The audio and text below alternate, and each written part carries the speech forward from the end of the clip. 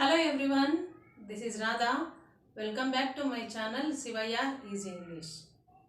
ಪ್ರೀತಿಯ ಮಕ್ಕಳೇ ಮತ್ತು ವೀಕ್ಷಕರೇ, ಹಿಂದಿನ ಕ್ಲಾಸ್ನಲ್ಲಿ ನಾವು ಹಿಂದಿನ ವಿಡಿಯೋದಲ್ಲಿ ನಾವು ಕೋಆರ್ಡಿನೇಟಿಂಗ್ ಕಂಜಂಕ್ಷನ್ಸ್ ಅಂದರೆ ಏನು, ಅದರ ವಿಧಗಳು ಯಾವುದು ಮತ್ತು ಕಂಜಂಕ್ಷನ್ಸಲ್ಲಿ ಎಷ್ಟು ವಿಧಗಳಿದೆ ಇವೆಲ್ಲವನ್ನ ತಿಳ್ಕೊಂಡಿದ್ದೀವಿ. ಮತ್ತು ಫ್ಯಾನ್ ಬಾಯ್ಸ್ ಅನ್ನೋ ಅಕ್ರೋನಿಮನ್ನು ಬಳಸ್ಕೊಂಡು ನಾವು ಹೇಗೆ ಅವುಗಳನ್ನು ಹೆಚ್ಚು ಕಾಲ ನೆನಪಿನಲ್ಲಿ ಇಟ್ಕೊಳ್ಳೋದಕ್ಕೆ ಸಾಧ್ಯ ಅನ್ನೋದು ಎಲ್ಲವನ್ನು ನಾವು ಈ ಕಳೆದ ವಿಡಿಯೋದಲ್ಲಿ ನೋಡಿದ್ದೀವಿ. ಇಂದಿನ ವಿಡಿಯೋದಲ್ಲಿ ನಾನು ನಿಮಗೆ ಹೇಳಲಿಕ್ಕೆ ಹೊರಟಿರೋದು ಸಬಾರ್ಡಿನೇಟಿಂಗ್ ಕಂಜಂಕ್ಷನ್ಸ್. ಇದು ಕಂಜಂಕ್ಷನ್ಸಲ್ಲಿ ಎರಡನೇ type.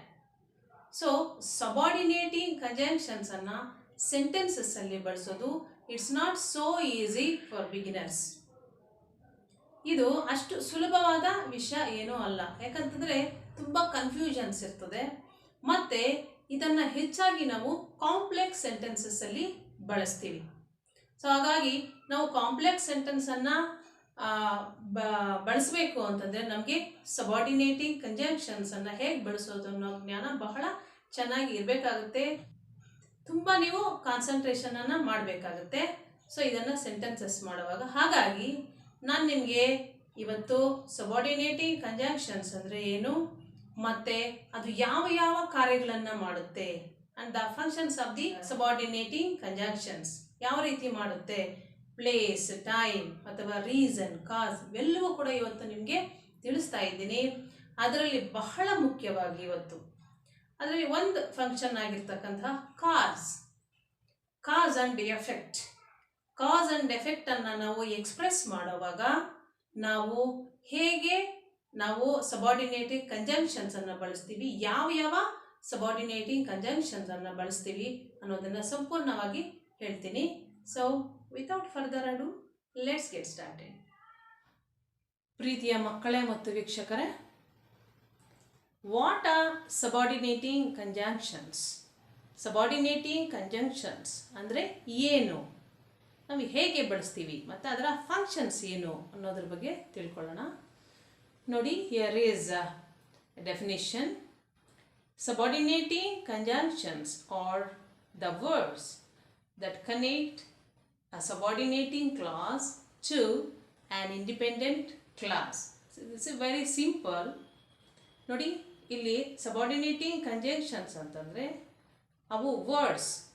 C for example here you can see ಈ ಸಬಾರ್ಡಿನೇಟಿಂಗ್ ವರ್ಡ್ಸ್ ಏನನ್ನು ಜಾಯಿನ್ ಮಾಡುತ್ತೆ ಅಥವಾ ಏನನ್ನು ಕನೆಕ್ಟ್ ಮಾಡುತ್ತೆ ಅಂತಂದರೆ a subordinating clause to an independent clause. ಏನಪ್ಪ ಇದು ಕ್ಲಾಸ್ ಅಂದರೆ ಏನು?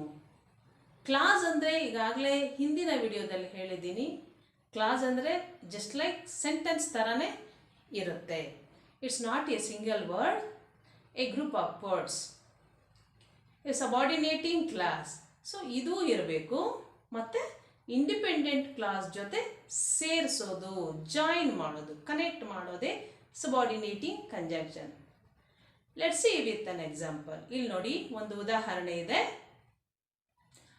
Although it was raining I didn't take an umbrella. ನೋಡಿ, ಈ ಸೆಂಟೆನ್ಸನ್ನು ನೋಡಿದಾಗ ನೋಡಿ, this is called subordinating conjunction. Although ನಿಮಗೆ ನೋಡಿ ಒಂದು ಕ್ಲಿಯರಾಗಿ ಅರ್ಥ ಮಾಡ್ಕೊಳ್ಳಿ. ಆಲ್ದೋ ಅಂದರೆ ಆದಾಗ್ಯೂ, ಆದರೂ ಅನ್ನೋ ಅರ್ಥ ಬರುತ್ತೆ. ನೋಡಿ, although it was raining I didn't take an umbrella. ಮಳೆ ಬೀಳ್ತಾ ಇದ್ರೂ ನಾನು ಛತ್ರಿಯನ್ನು ತೆಗೆದುಕೊಂಡು ಹೋಗಿಲ್ಲ. ಸೊ ಇದು ನೋಡಿ ನಮಗೇನನ್ನು ತೋರಿಸುತ್ತೆ ಅಲ್ವಾ? ಆ ಥರ ಇದ್ರೂ ಹಿಂಗೆ ಮಾಡಿದೆ. This is like concession. ಇದನ್ನು ಕನ್ಸೆಷನ್ ಅಂತ ನಾವು ಇಂಗ್ಲೀಷಲ್ಲಿ ಕರಿತೀವಿ. ಹಾಗಿದ್ರೂ ನಾನು ಹೀಗೆ ಮಾಡಿದೆ ಅಂತ ಹೇಳಿ. ಸೊ ಆಲ್ದೋ ಅನ್ನೋದು ಆದರೂ ಅಥವಾ ಆದಾಗ್ಯೂ ಅನ್ನೋ ಅರ್ಥ ಕೊಡುತ್ತೆ. ಸೊ ಇಲ್ಲಿ ನೋಡಿ, functions of the ಸಬಾರ್ಡಿನೇಟಿಂಗ್ ಕಂಜಂಕ್ಷನ್ಸ್. ಇವುಗಳನ್ನು ಬಳಸ್ಕೊಂಡು ನಾವು ಸೆಂಟೆನ್ಸನ್ನು ಹೇಗೆ ಮಾಡುವುದು ಮತ್ತು ಯಾವ ಅರ್ಥ ಕೊಡುತ್ತೆ ಅದು. ಈ ಸಬಾರ್ಡಿನೇಟ್ ಫಂಕ್ಷನ್ಸ್ ಅಂದರೆ ಏನು ಕಾರ್ಯ ಮಾಡುತ್ತೆ ಅದು. ಈ ಕಂಜಂಕ್ಷನ್ಸ್ ಯಾವ ಕಾರ್ಯವನ್ನು ನಿರ್ವಹಿಸುತ್ತೆ, ಅದು ಕಾಸ್, ರೀಸನ್ನ, ಟೈಮನ್ನು ಹೇಳುತ್ತಾ, ಅಥವಾ ಪ್ಲೇಸ್ ಬಗ್ಗೆ ಮಾಹಿತಿ ಕೊಡುತ್ತಾ, ಅಥವಾ ಕಂಡೀಷನ್ನ. ಸೊ ಇದೆಲ್ಲದ್ರ ಬಗ್ಗೆ ನಮಗೆ ಮಾಹಿತಿಯನ್ನು ಕೊಡೋದು ಈ ಒಂದು ಫಂಕ್ಷನ್ಸ್. ಈಗ ನಾವು ನೋಡೋಣ ಅದ್ರ ಬಗ್ಗೆ.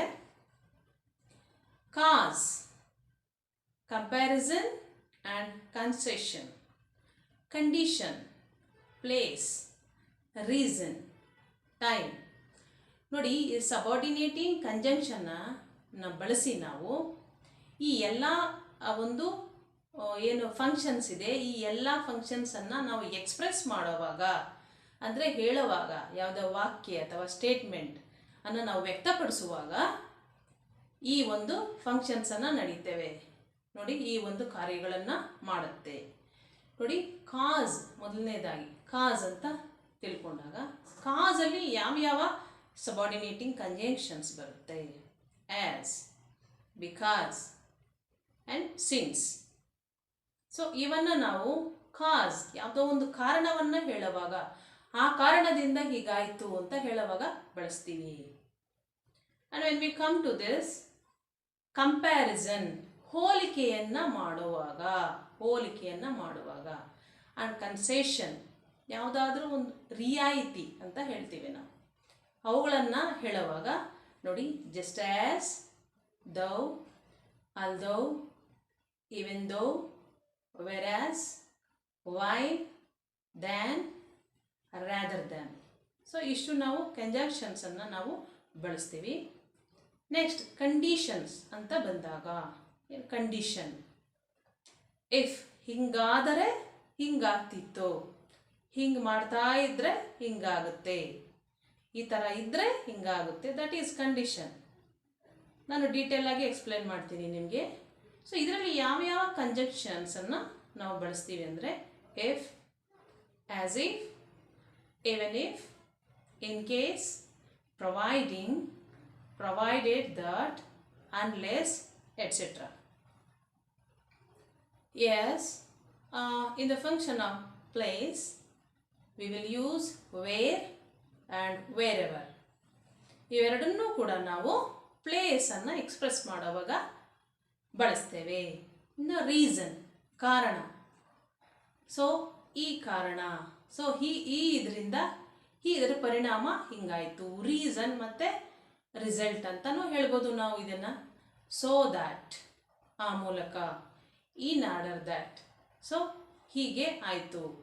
ಸೊ ಇದನ್ನು ಸೊ ದ್ಯಾಟ್ ಮತ್ತು ಇನ್ ಆರ್ಡರ್ ದಟ್ಟನ್ನು ಇಲ್ಲಿ ನಾವು ರಿಸಲ್ಟ್ ಆ್ಯಂಡ್ ರೀಸನ್ಗೆ ಬಳಸ್ತೀವಿ.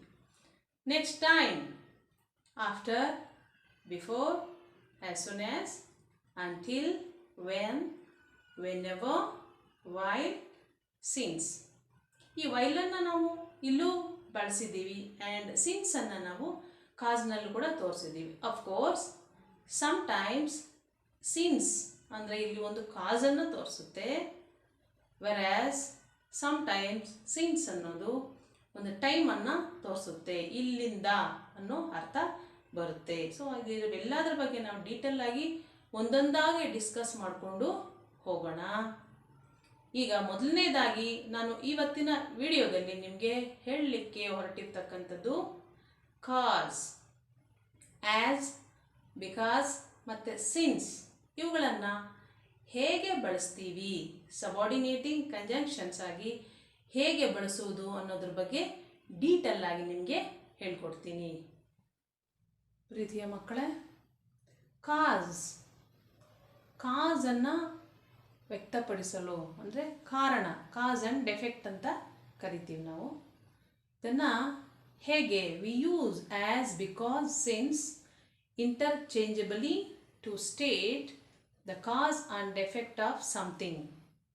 ನೋಡಿ, ನಾವು ಒಂದು ಸೆಂಟೆನ್ಸ್ನಲ್ಲಿ ನಾವು ಕಾಸ್ ಆ್ಯಂಡ್ ಡೆಫೆಕ್ಟನ್ನು ತೋರಿಸೋದಕ್ಕೆ ಕಾರಣ ಮತ್ತು ಪರಿಣಾಮ, ಕನ್ನಡದಲ್ಲಿ ಕಾರಣ ಮತ್ತು ಪರಿಣಾಮವನ್ನು ತೋರಿಸೋದಕ್ಕೆ ನಾವು ಆ್ಯಸ್, ಬಿಕಾಸ್ ಮತ್ತು ಸಿನ್ಸನ್ನು ಯಾವ ರೀತಿ ಬಳಸ್ತೀವಿ ಅನ್ನೋದನ್ನು ಇವು ಮೂರನ್ನು ಕೂಡ ನಾವು ಬಳಸ್ಬೋದು ಇಂಟರ್ಚೇಂಜಬಲಿ.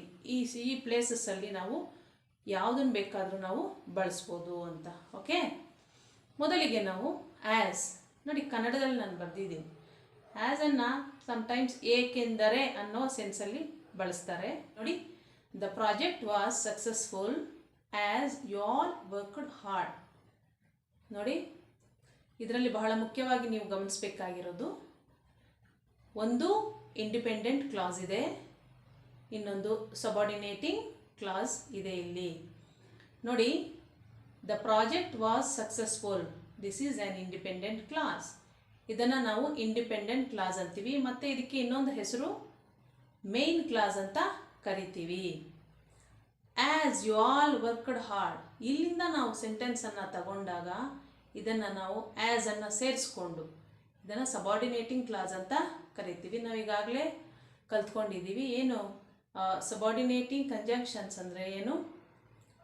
ಸಬಾರ್ಡಿನೇಟಿಂಗ್ ಕ್ಲಾಸನ್ನು ಇಂಡಿಪೆಂಡೆಂಟ್ ಕ್ಲಾಸೊಂದಿಗೆ ಕನೆಕ್ಟ್ ಮಾಡೋದು. ಇಲ್ಲಿ ಆ್ಯಸ್ ಅನ್ನೋದು ಕನೆಕ್ಟ್ ಮಾಡಿದೆ. ಇಲ್ಲಿ ನೋಡಿ, ಏಕೆಂದರೆ ಅನ್ನುವ ಅರ್ಥನೇ ಬರುತ್ತೆ. ನೀವು ಕನ್ನಡದಲ್ಲಿ ಹೇಳ್ಬೋದು. ನೋಡಿ, the project was successful, project successful ಆಗಿದೆ ಏಕೆಂದರೆ ಯು ಆಲ್ ವರ್ಕ್ಡ್ ಹಾರ್ಡ್, ನೀವೆಲ್ಲರೂ ಕೂಡ ಕಷ್ಟಪಟ್ಟು ಕೆಲಸ ಮಾಡಿದ್ದೀರಿ, ಅದಕ್ಕೆ ಪ್ರಾಜೆಕ್ಟ್ ಸಕ್ಸಸ್ ಆಯಿತು ಅನ್ನೋ ಅರ್ಥ ಬರುತ್ತೆ. ಮತ್ತು ಈ ಸೆಂಟೆನ್ಸ್ಗೆ ಬನ್ನಿ. I read news paper as it provides more information. ನೋಡಿ, ಐ ರೀಡ್ ನ್ಯೂಸ್ ಪೇಪರ್ ಅನ್ನೋದು independent class, as it provides more information ಅನ್ನೋದು ಸಬಾರ್ಡಿನೇಟಿಂಗ್ ಕ್ಲಾಸ್.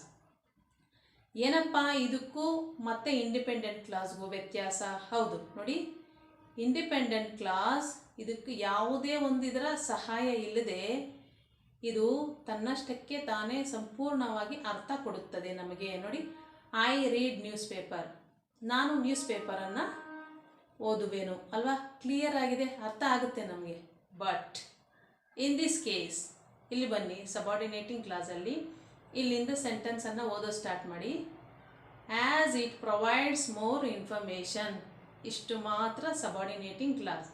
ಏನು ಅರ್ಥ ಆಯಿತು ನಿಮಗೆ? ಸಂಪೂರ್ಣ ಅರ್ಥ ಆಗ್ತಾ ಇಲ್ಲ. ಇನ್ಫಾರ್ಮೇಷನ್ ಕೊಡ್ತಾ ಇದ್ದಂಗೆ ಅನ್ನೋ ಅರ್ಥ ಬರುತ್ತೆ ಅಷ್ಟೇ, ಸಂಪೂರ್ಣವಾಗಿ ಬರಲ್ಲ. ಆದರೆ ಇಂಡಿಪೆಂಡೆಂಟ್ ಕ್ಲಾಸನ್ನು ಸೇರಿಸ್ಕೊಂಡು ಓದಿ ಈಗ ಸಂಪೂರ್ಣ ಅರ್ಥ ಬರುತ್ತೆ. ನಾನು ನ್ಯೂಸ್ ಪೇಪರನ್ನು ಓದುತ್ತೇನೆ ಯಾಕಂದರೆ ಇದು ನನಗೆ ಬಹಳಷ್ಟು ಮಾಹಿತಿಯನ್ನು ಕೊಡುತ್ತದೆ, ಬಹಳಷ್ಟು ನ್ಯೂಸನ್ನು ಕೊಡುತ್ತೆ ಅನ್ನೋ ಅರ್ಥ ಬರುತ್ತೆ. ಸೊ ಹಾಗಾಗಿ ಇನ್ನೊಂದು ಬಹಳ ಮುಖ್ಯವಾಗಿ ಗಮನಿಸಬೇಕಾಗಿರೋದು, ನೋಡಿ, ಇಲ್ಲಿ ನಾನು ಕಾಮ ಬಳಸಿದ್ದೀನ ಎಲ್ಲಾದರೂ? ನೋಡಿ, ಇಲ್ಲ. ಯಾಕೆ ಗೊತ್ತಾ? ಯಾವುದೇ ಒಂದು ವಾಕ್ಯ ಈ ಟೈಪ್ ಆಫ್ ಸಬಾರ್ಡಿನೇಟಿಂಗ್ ಕಂಜಂಕ್ಷನ್ಸನ್ನು ಬಳಸುವಾಗ when the sentence starts with an independent clause, we need not to put comma before the subordinating clause. ನಾವು ಯಾವುದೇ ಒಂದು ವಾಕ್ಯ ಇಂಡಿಪೆಂಡೆಂಟ್ ಕ್ಲಾಸಿಂದ ಸ್ಟಾರ್ಟ್ ಆಗಿಬಿಟ್ರೆ ಅಲ್ಲಿ ನಾವು ಕಾಮ ಹಾಕುವ ಅವಶ್ಯಕತೆ ಇಲ್ಲ. ಮತ್ತೆ ಇಲ್ಲಿ ಬನ್ನಿ. ಆದರೆ ನೋಡಿ, ಒಂದು ವಾಕ್ಯ ಸಬಾರ್ಡಿನೇಟಿಂಗ್ ಕ್ಲಾಸಿಂದ ಸ್ಟಾರ್ಟ್ ಆದರೆ ಅಲ್ಲಿ ಕಾಮ ಬೇಕಾಗುತ್ತೆ. ನೋಡಿ, ನಾನು ಇಲ್ಲಿ ಬಳಸಿದ್ದೀನಿ, ಇಲ್ಲೂ ಬಳಸಿದ್ದೀನಿ, ಮತ್ತು ಈ ಸೆಂಟೆನ್ಸ್ ಕೂಡ ಸಬಾರ್ಡಿನೇಟ್ ಕ್ಲಾಸಿಂದ ಸ್ಟಾರ್ಟ್ ಆಗಿದೆ. ಹಾಗಾಗಿ ಸಿನ್ಸ್ ಯು ಸೇ ಸೋ ಅಂತ ಸ್ಟಾರ್ಟ್ ಆಗಿದೆ ಅಲ್ವಾ. ಸೊ ಹಾಗಾಗಿ ನಾನು ಇಲ್ಲಿ ಕಾಮವನ್ನು ಬಳಸಿದ್ದೀನಿ. ಸೊ ಇದು ಬಹಳ ಮುಖ್ಯವಾದಂಥ ವಿಚಾರ. ಇಂಡಿಪೆಂಡೆಂಟ್ ಕ್ಲಾಸಿಂದ ಸ್ಟಾರ್ಟ್ ಆದರೆ ಕಾಮ ಬೇಕಿಲ್ಲ, ಆದರೆ ಸಬಾರ್ಡಿನೇಟ್ ಕ್ಲಾಸಿಂದ ಸ್ಟಾರ್ಟ್ ಆದಾಗ ಕಾಮ ಹಾಕಬೇಕಾಗುತ್ತೆ. ಓಕೆ, ಇದನ್ನು ಮನಸ್ಸಲ್ಲಿ ಇಟ್ಕೊಳ್ಳಿ. ನೆಕ್ಸ್ಟ್, ಬಿಕಾಸ್, ಇದು ಕೂಡ ಇದೇ ಅರ್ಥದಲ್ಲಿ ಬಳಸ್ತೀವಿ. ಏಕೆಂದರೆ the project was successful, I have taken the same sentence here. ನೋಡಿ, ಅದನ್ನೇ ಇಲ್ಲಿ ತಗೊಂಡಿದ್ದೀನಿ ನಿಮಗೆ ಅರ್ಥ ಆಗಲಿ ಅನ್ನೋ ಕಾರಣಕ್ಕೆ. The project was successful because you all work hard. ನೋಡಿ, ದ ಪ್ರಾಜೆಕ್ಟ್ ವಾಸ್ ಸಕ್ಸಸ್ಫುಲ್ ಆಗಿದೆ, ಇದು ಆನ್ ಇಂಡಿಪೆಂಡೆಂಟ್ ಕ್ಲಾಸ್. ಸೊ ಇದಕ್ಕೆ ಯಾವುದ್ರ ಮೇಲೂ ಡಿಪೆಂಡ್ ಆಗೋ ಅವಶ್ಯಕತೆ ಇಲ್ಲ, ಇದು ಹಾಗೇ ಸಂಪೂರ್ಣವಾದ ಅರ್ಥ ಕೊಡುತ್ತೆ. ಆದರೆ ಬಿಕಾಸಿಂದ ಸ್ಟಾರ್ಟ್ ಮಾಡಿ ಇಲ್ಲಿ ಇದಕ್ಕೆ ಇದು ಇನ್ನೊಂದು ಕ್ಲಾಸ್ ಮೇಲೆ ಡಿಪೆಂಡ್ ಆಗಿರುತ್ತೆ. Because you all work hard, ಕಾರಣ ನೀವೆಲ್ಲ ಕೆಲಸ ಮಾಡಿದ್ರಿ. ನೀವು ಬೇಕಾದರೆ ವಾಕ್ಯವನ್ನು ಇಲ್ಲಿಂದ ಮಾತ್ರ ಓದಿ ನೋಡಿ, ನಿಮಗೆ ಪೂರ್ತಿ ಅರ್ಥ ಬರಲ್ಲ. ನೀವೆಲ್ಲ ಕಷ್ಟಪಟ್ಟು ಕೆಲಸ ಮಾಡಿದ್ರಿ ಅಲ್ಲಿಗೆ ಕೊನೆಗಾಗುತ್ತೆ ನೋಡಿ. ಸಂಪೂರ್ಣ ಅರ್ಥ ಆಗಬೇಕಂದ್ರೆ ಇದನ್ನು ಸೇರಿಸ್ಕೊಂಡು ಓದಬೇಕಾಗುತ್ತೆ. ಸೊ ಹಾಗಾಗಿ ಇದನ್ನು ಡಿಪೆಂಡೆಂಟ್ ಕ್ಲಾಸ್ ಅಂತೀವಿ, ಇದನ್ನು ಇಂಡಿಪೆಂಡೆಂಟ್ ಅಂತ ಕರಿತೀವಿ. Next same, I don't heat cake because it is so sweet.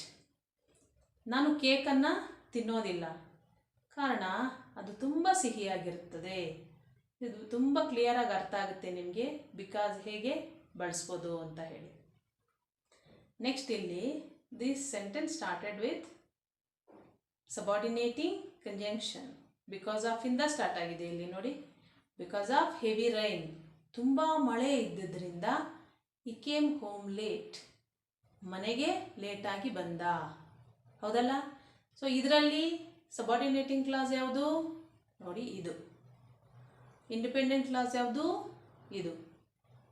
ನಾವು ಒಂದು ವಾಕ್ಯವನ್ನು ಓದಿದ್ರೆ ನಮಗೆ ಕಂಪ್ಲೀಟ್ ಸೆನ್ಸ್ ಯಾವುದು ಕೊಡುತ್ತದೋ ಅದು ಇಂಡಿಪೆಂಡೆಂಟ್ ಕ್ಲಾಸ್. ನಾವು ಒಂದು ಕ್ಲಾಸನ್ನು ಓದಿದರೆ ಅದು ಕಂಪ್ಲೀಟ್ ಸೆನ್ಸ್ ನಮಗೆ ಕೊಡೋದಿಲ್ಲ, ಅದನ್ನು ಸಬಾರ್ಡಿನೇಟಿಂಗ್ ಕ್ಲಾಸ್ ಅಂತೀವಿ ಅಷ್ಟೇ. Next since. ಸಿನ್ಸ್ ಇಲ್ಲಿ ಆ ಕಾರಣದಿಂದ ಅನ್ನೋ ಅರ್ಥವನ್ನು ನಾವು ತಗೋಬೋದು ನೋಡಿ. Since you say so I will believe it. ನೀನು ಹೇಳಿದ್ರಿಂದ ಐ ಬಿಲೀವ್ ಇಟ್, ನಾನು ನಂಬುತ್ತೇನೆ. ಹೌದಲ್ಲ ನೋಡಿ. ಸೊ ಇಲ್ಲಿ ರೀಸನ್ನೇ ಬಂತು. ಸಿನ್ಸ್ ಯು ಸೇ ಸೋ, ನೀನು ಹೇಳಿದ್ದರಿಂದ, ಯಾವುದೋ ಒಂದು ವಿಷಯ ಇರಲಿ, ನೀನು ಹೇಳಿದ್ರಿಂದ ಐ ವಿಲ್ ಬಿಲೀವ್ ಇಟ್, ನಾನು ನಂಬುತ್ತೇನೆ. ನೀನು ಹೇಳಿದ್ರಿಂದ ನಾನು ನಂಬುತ್ತೇನೆ. ಸೊ ಇದು ಕೂಡ ಕಾಸ್ ಆ್ಯಂಡ್ ಎಫೆಕ್ಟೇ ಆಗುತ್ತೆ. ಇಲ್ಲಿ ನೀನು ಹೇಳಿದ್ದರಿಂದ, ಇಲ್ಲಿ ನೋಡಿ ಆ ಕಾರಣದಿಂದ ಅನ್ನೋ ಅರ್ಥ ಬರುತ್ತೆ.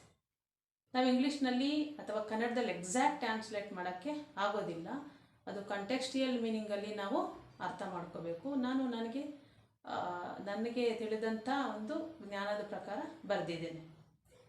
Since you say so I will believe it. Okay, next we have played better since you join the team. ಇಲ್ಲಿ ವಿ ಹ್ಯಾವ್ ಪ್ಲೇಡ್ ಬೆಟರ್, ನಾವು ಚೆನ್ನಾಗಿ ಆಡಿದ್ವಿ, ಇದು ಎಫೆಕ್ಟ್. ಕಾರಣ since you join the team, ನೀನು ನಮ್ಮ ಟೀಮ್ಗೆ ಜಾಯಿನ್ ಆಗಿದ್ದರಿಂದ ನಾವು ಚೆನ್ನಾಗಿ ಆಡಿದ್ವಿ ಅನ್ನೋ ಅರ್ಥ ಬರುತ್ತೆ. ಸೊ ಪ್ರೀತಿಯ ಮಕ್ಕಳೇ ಮತ್ತು ವೀಕ್ಷಕರೇ, ಇಂದಿನ ವಿಡಿಯೋದಲ್ಲಿ ನೀವು ಸಬಾರ್ಡಿನೇಟಿಂಗ್ ಕಂಜಂಕ್ಷನ್ಸ್ ಅಂದರೆ ಏನು ಮತ್ತು functions of the subordinating conjunctions ಅನ್ನೋದ್ರ ಬಗ್ಗೆ ತಿಳ್ಕೊಂಡಿದ್ದೀರಾ. ಸೊ ಮುಂದಿನ ವಿಡಿಯೋದಲ್ಲಿ ನಾನು comparison on concession function based subordinating conjunctions ಬಗ್ಗೆ ನಾನು ಹೇಳ್ತೀನಿ. ಸೊ ಅಲ್ಲಿವರೆಗೂ keep watching, keep learning. Let's meet in the next video.